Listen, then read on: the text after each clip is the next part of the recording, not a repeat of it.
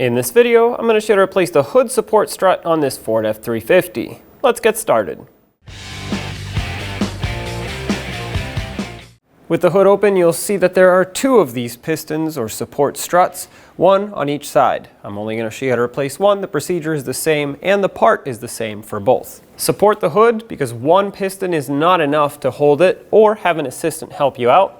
With a little screwdriver or a pick or anything else that you have, get in here underneath this metal clip, pry it away and pull this out.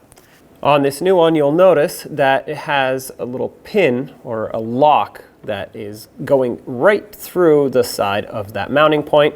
You can flip it open just like this, remove it, mount it by pressing it on until it clips in, and then put that little pin right back through to lock it in.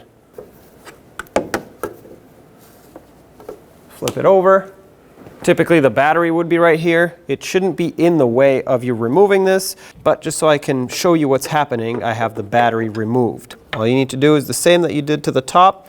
Pry the metal piece away, get this out of here, take the new one. You may have to lift up on the hood a little bit, press it on. And that's it. Do the same on the other side. When only the best will do, demand TRQ.